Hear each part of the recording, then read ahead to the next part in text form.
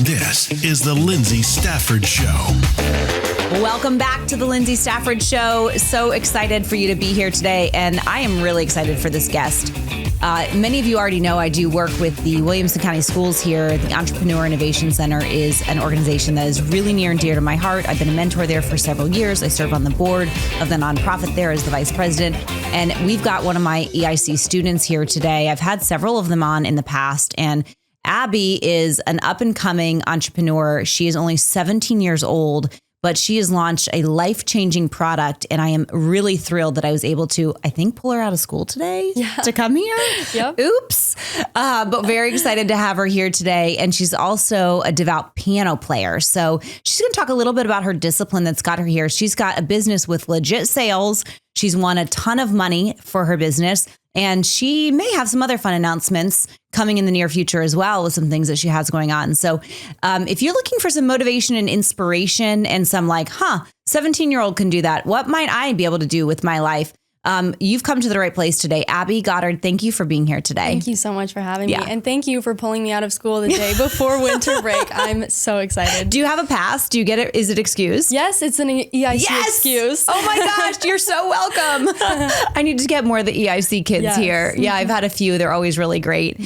So you're 17 years old, Abby, and you're running a company that's changing lives. Tell us how Spikey, I'm going to say it as a consumer, is kind of like pool test strips, but for your drink. Is that an accurate way to explain what Spikey is? Yes. Litmus test strips for your drink, to check the salinity, I guess, of your drink, to see if your drink has been drugged, which is a huge problem here in Nashville, on Broadway, in college campuses across the world. And not just college campuses, it's international, it's a global problem. So I started Spikey a little over a year ago. I was 15, just about to turn 16 when I started. And the idea came from when I was talking to a family member about college. What should I look for? What should I be prepared for? I'm really drawn to the city. So I've applied to a lot of schools in big cities. And a big concern for my parents especially is safety.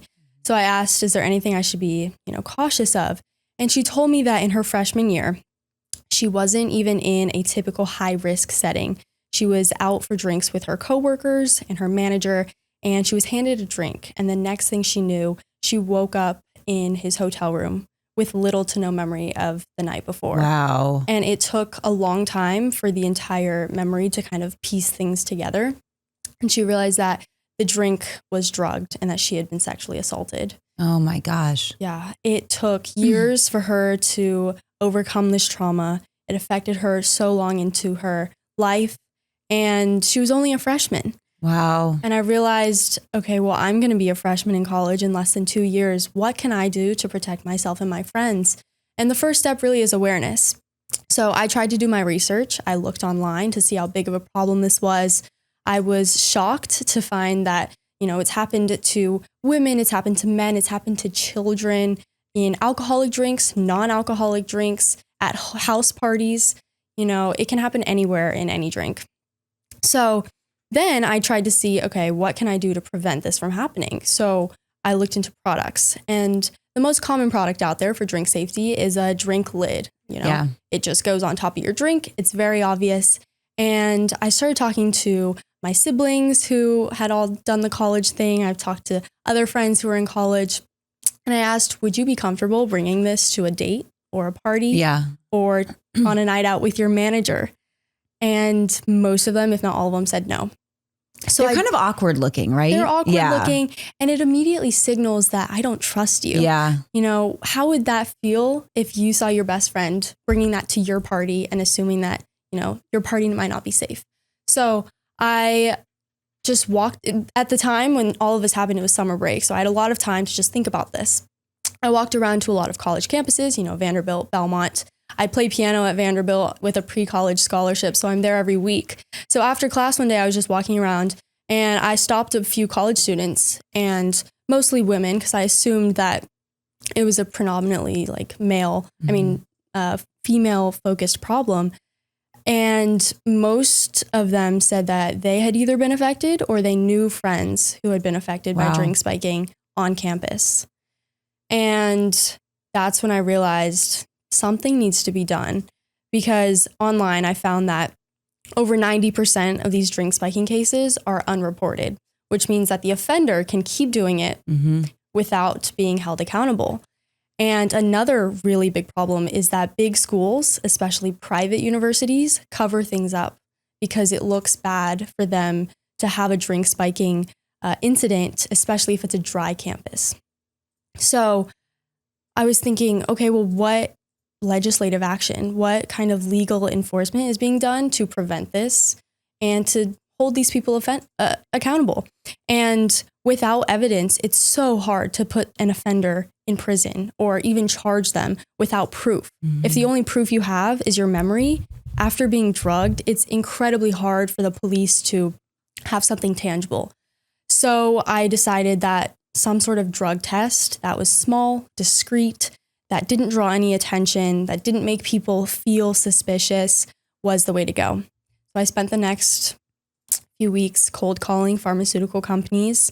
I started in America, but I realized that I had to look beyond that, and I found my ideal partner in the UK. They had done 4 years of testing with 3 different laboratories and developed these small portable test strips that can detect common date rape drugs, ketamine, cocaine, GHB, which is the most common, in 15 seconds or less. And from all the pharmaceuticals that I talked to, it seemed 15 seconds was the shortest amount of time, and the test strips were the smallest. So I figured this is perfect for a portable keychain or an accessory, something that is cute, that doesn't make safety look unattractive, you know? And that's how it all started. Okay. There's so much to unpack here, Abby. So the first of all, I can't fathom the fact that you were 15 and started this journey. You talked about piano being a big part of your life. Talk about the discipline that you had there that led to the discipline and tenacity and grit that it took to cold call pharmacies across the world in order to get this done. Because cold calling is one of the worst things in the whole world. Yeah, okay? It really is. You could line up 5 million humans and not one of them would say, I love cold calling because it sucks. So the fact that you took the initiative to do that, and I'm sure you had a lot of like, no, what are you doing? Stop wasting my time. Email me. Don't call me. Right? Kind of responses. And you pushed through that to get this done. Talk about the discipline you have that you had already from childhood to become this discipline to be able to bring this to market. Yeah, great question.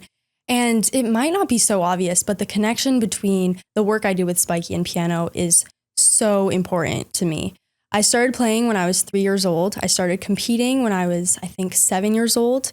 I mean, it might be an Asian thing, but I feel like every tiger mom puts their children through the classical music experience, and it really has shaped the way I approach work and discipline. Practice is a big part of my life with Spikey and piano, and I relied a lot on sheet music and just being given the instructions to create something beautiful, which is typically how you approach classical music. And that's how I approached cold calling. The one thing I think that set me apart was that I noticed they had very little presence in the US. And they weren't doing anything with the test strips in terms of the configuration or the branding or the marketing. And I said, there's a huge market for you to target young consumers in college who want cute little accessories, or parents who want stocking stuffers for their kids. So, yeah. Wow. So the discipline, I can play one song on the piano, Ode to Joy, because I played piano as a kid, but I was not disciplined with it. So I can still play it if I sat in front of, but I've heard you play and you're incredible. I think there was a video at the EIC that I heard. Oh, really? Because I've not heard you play live, but Yes. I have heard you play through a video. I think another one of the mentors had it. And you are phenomenal. Thank you. So the discipline that you had to create Spikey, you called, got partners. Talk to us a little bit about bringing that vision all the way to a prototype that is now has over $35,000 in sales. Yeah. So I'm a big design person. I really care about what my keys look like, my outfits, my phone case, whatever. I love just following the journey of people who design online. And I'm a diehard Canva user. I've been using it since I was 8. started making, YouTube videos. Jim, my producer over here is like, we've got a child wizard here, right? It's like, yeah. So I was just thinking about product ideas as soon as I thought of the test strips. And once again, I went back onto college campuses, talked to students, and I said, what do you never leave the house without? Because I don't want someone to bring a bulky test kit that they would typically forget at home. It has to be something small and portable. And they said, well, my phone, keys, and wallet. So I said, okay, it could be a phone accessory. It could be a keychain. And a keychain is very discreet. The test strips, just like this. This is the one I carry every day. It says my initials, ATG. Test strips are just like this. They're inside the tray. And it doesn't look like a drug test at all. Mm-hmm. But how I got here was through the EIC. I know there are a lot of students there who play around with a 3D printer that is there at the EIC. And I found a student who was pretty experienced, and I asked him if he could prototype a few of my designs. So my main priority was personalization, especially with college campuses. There are a lot of sororities, organizations that would love to see their logo on a safety product. So I realized, okay, the technique or the logistics behind it were the keychain had to be flat for some sort of logo. And then initially I just ordered a bunch of plastic keychains off of like Amazon, and they were semi see-through, transparent. Mm-hmm. You could see the test strip inside. Yeah. And you can't really tell it's a drug test, it's just a little test strip, but I wanted something that was a little bit more beautiful, something that you can personalize. So after 3D printing a lot of different prototypes, this is the one we have today. And we're still continuously improving the model. These keychains hold 3 test strips, and we're working on one that holds like 5 or 6 at a time. Yeah. So nice. So you found people that were already doing something that you didn't know how to do, exactly. Found someone that was really good. And I think this is important for any business owner, entrepreneur to know. You don't have to know everything. Mm-hmm. And you didn't try to create the test strip on your own. You said, I'm going to find out if somebody else is already doing this, and I'm going to partner with them to bring it to the masses.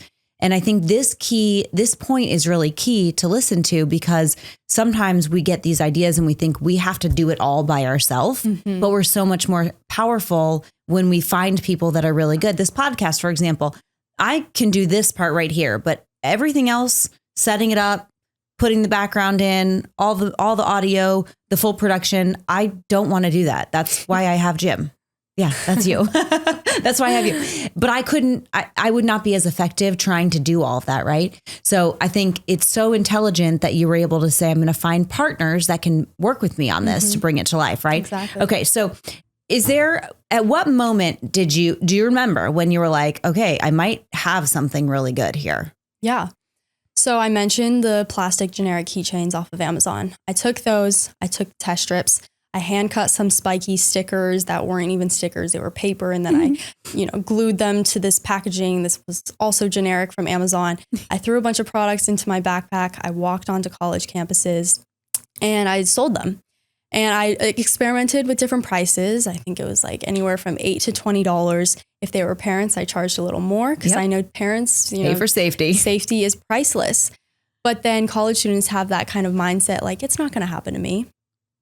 I don't need to spend $10 on a safety product. It's not going to happen to me. And that's what I learned. And with every sale, I got a little bit better at selling, at telling the story, at coming across as just someone who cares about their safety rather than someone who's trying to sell a product. And sometimes if they gave me really good advice, they got free Spikies. And it was all just marketing. I literally put up posters.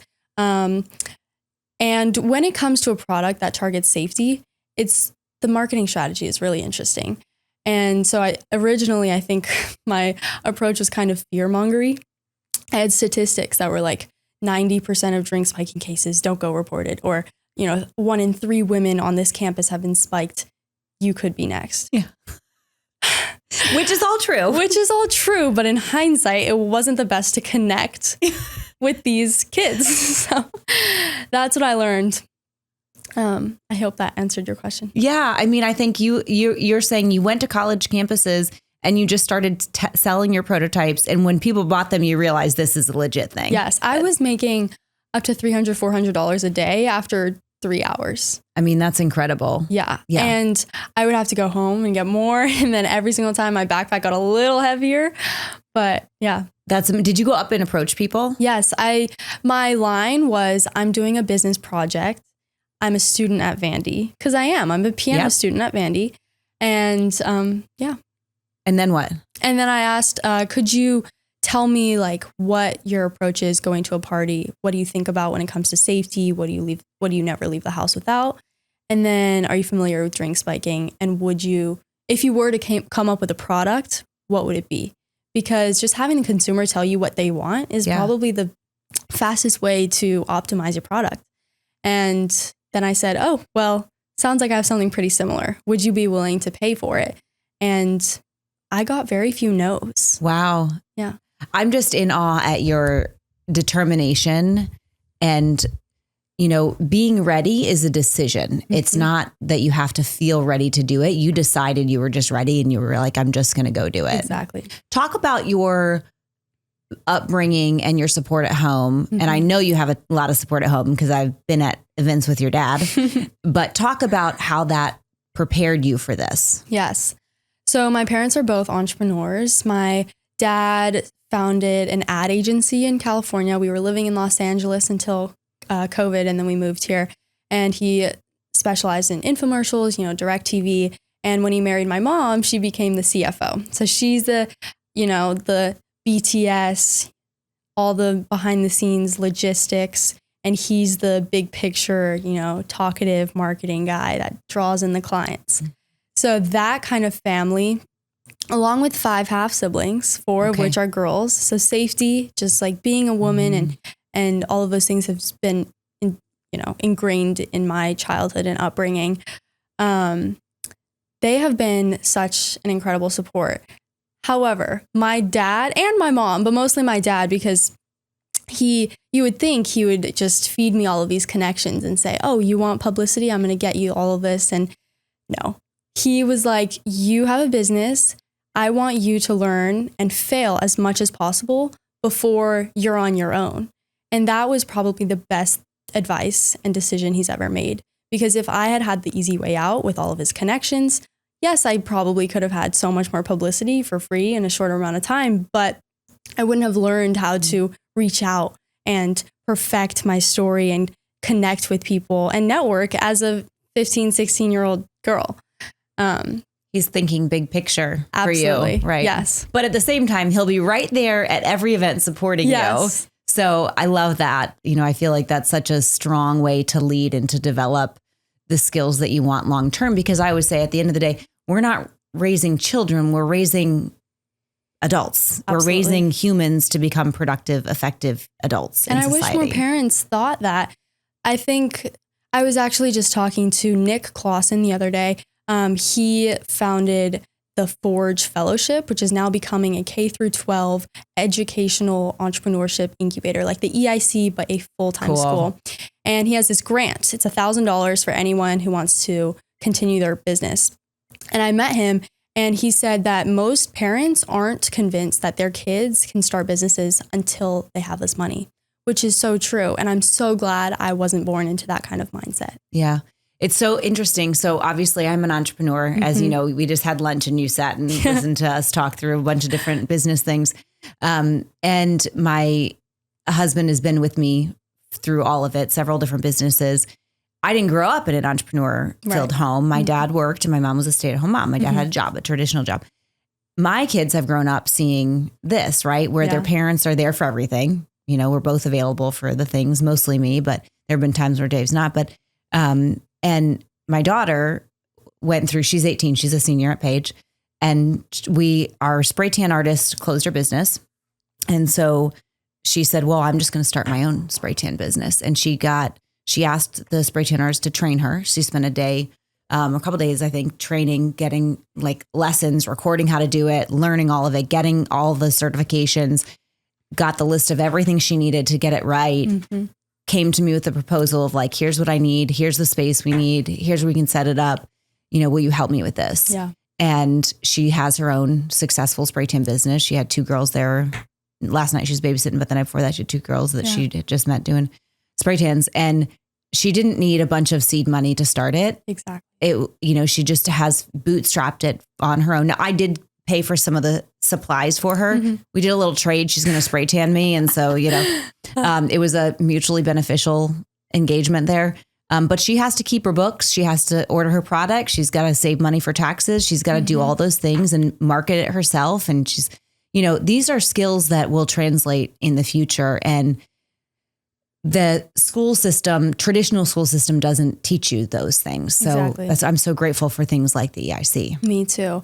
I actually was planning on becoming an entrepreneur ever since I was little, but I never knew when that moment would be. I just assumed it would be after college. And my plan was to go to college, major in business, go into the biggest, most interesting, most successful, large company, and just go into the corporate world, learn as much as possible about the field I am most interested in, and then start my business after that, after learning, after recording, after doing all the things your daughter did.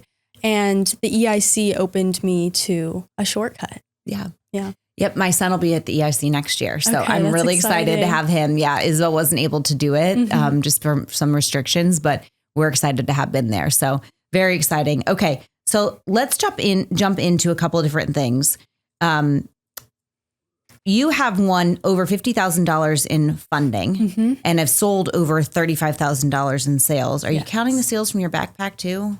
Yes, I am. Of course. Yeah, you have to. What strategies do you think helped you gain traction so quickly? Because that's a really big accomplishment in a very short period of time, for under a year, for a product to come to fruition.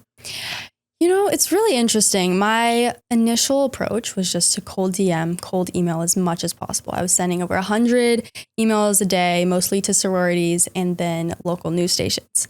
I got 0 responses. Well, actually, I got 0 yeses. Yeah. Maybe 2 responses saying sorry, no. Yeah. And so I realized, okay, my strategy has to change. What do people connect with? Why do people buy? And consumer psychology is a really big part of my new strategy, which is honestly just networking, starting out with the problem, kind of, I know this is scary, but putting the consumer in the perspective of what could happen to them if they were a victim. And that's the same thing I do at every pitch. I say, picture this, or imagine this. You're at a party, someone hands you a drink, and it looks and tastes normal, but what you don't know is that it might be spiked. And that line and approach has been so much more effective. And our first main sorority partner was actually with Alpha Omicron Pi, and their national headquarters is in Brentwood. And I never would have known that if Dr. Qualls from the EIC didn't hand me her card and say, call her up. So definitely the in-person sales. And then that's what motivated me to start the Shopify online thing. And marketing initially was kind of hard because I'm a Canva girl. I was behind the computer doing these pretty visuals, but I realized that's not what sticks in people's brains. It's seeing a founder, seeing a teenage girl talk about what she's scared about for safety reasons, and then what she's building to eliminate that scare. And that has been so much more effective than any typical marketing or sales strategy that I think most inexperienced people start out with. It's storytelling. Exactly. Storytelling makes all the difference, right? Yeah. And from LA, film is everything. Visual representation. I love film. I watch probably, if I had the time, I'd watch one a day. And I'm also a filmmaker. And that's just a big part of what I bring into TikTok, content creation. So yeah. Yeah. Video sells. Content, when you can educate and empower your audience and relate to them and storytell, it makes a big difference. So you've partnered with universities, nonprofits, and even law enforcement. I know you've had a ton of stories. What's one story that sits with you that just makes you appreciate and so proud that you've been able to do this because you hear stories like this? Yeah. This is one of the reasons I'm so grateful for social media and just the global connectivity that it offers us. Because in the initial stages, I was just sitting in front of the camera talking about Spikey. And I got this DM from a woman in London, all the way in London. This is probably the first international viewer. And she said that just that week, she had been sexually assaulted after her drink was spiked. And I immediately reached out to her. and asked her what the legislative action was being done. And she said, I think honestly, it's a lot better internationally, especially in the UK, especially because drink spiking is even bigger of a problem there. Wow. So she was telling me about her, case with the police and trying to get evidence and everything. And just that conversation, it was all voice memos too. So I heard the impact in her voice. And that's when I realized, one, Spikey needs to be global one day for these victims who are overseas. And two, just by posting on social media, I can reach anyone. And if I can make one person who is going through something that my family member did feel better and know that they are going to be taken care of and that the offender will be taken care of, it's all worth it. Yeah, I love it. Such a good reach in such a short period of time. How do you see Spikey evolving? New products, new innovations, new technology, expansion? Yeah. What's your vision? Okay. One of the things I love about being a teen founder and targeting, teens who are going into their 20s in college is just being able to connect with the consumer mindset. I'm a consumer. I love little lip glosses, little things to put on my keys. So I'm constantly thinking about what the new product is going to be, what the new viral trend is going to be. And I'm noticing that phone accessories, the Rode lip gloss phone accessories and things like that are all the rage right now. So I'm constantly thinking about phone accessories, the Octo Buddy. So this is not yet fully in the works, but it's been in my brain for a while of just what can we do to get a wallet attachment or a little sticker you put on your phone so you don't even need to bring your keys. I was thinking the same thing. Really? Yes. I was like, I'm going to talk to her about this afterwards. Because I feel like you could do something really discreet, like you said, just like a heavy duty sticker, because then it adapts to any phone case. Exactly. Almost like the command strips, where it's like you can pull it off pretty easily. Yeah. And I'm sure we have the technology to do that either at the EIC or with the partner. And just like a little case on your phone case, because you definitely are going to have your phone with you. You may not have your keys if you're not driving. Yeah. So keys are a great one, but what about if you're not driving? Right. So that's a great product. I love it. Thank you. I would love to get behind that one. Okay. So thinking about, I love the comment you've said, if something needs fixing, you roll up your sleeves and you do it. Yeah. What do you say to people who feel like they're too small, too young? They're just not, they don't have the capability of making a difference. What do you say to them? Well, hopefully just going on social media, seeing all of these people, because I'm not the only teen founder out there. There are so many others who are doing what you want to be doing. So what's the difference between you and them? Probably very little in terms of resources or intellect. It's just that they've decided they are worthy and that if they want to do it, they can do it.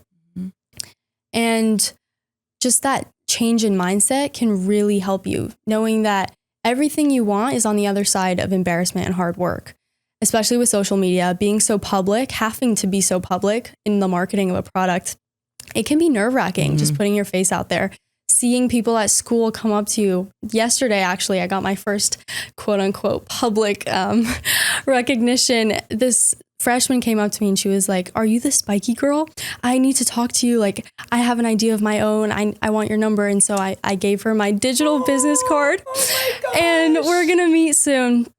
So really just seeing other people do it will motivate you to do it. Yeah. And if money is the issue, because I think that's the main thing that people say is like, I need money, I need an investor.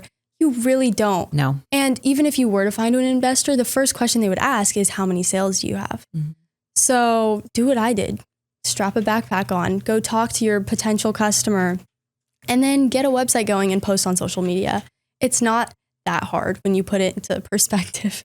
Yeah, you're right. I think people, and it's not just teens, it's everyone, thinks that it's too hard to do something. And it's really like, just stop and evaluate what resources do you have and how can you make them work for you, right? So you probably spent $20 on plastic Amazon keychains, 100 of them for $20 or something, and then just figured out, how do I use my time and my energy and my dad used to say elbow grease to do the work versus have somebody pay for it, right? And eventually you can pay people to do things for you. But when you're starting something out, you just got to roll your sleeves up and do it, right? Exactly. I love that. And even if you had investor funding, you're going to lose the value of learning the stuff yourself. And something I've learned is that when I become, I guess I'm a CEO right now, but may not really count because I don't have employees. But when I become a CEO like you with many employees, I want to know the role of each and every one because I did it. And that will make me such a better CEO.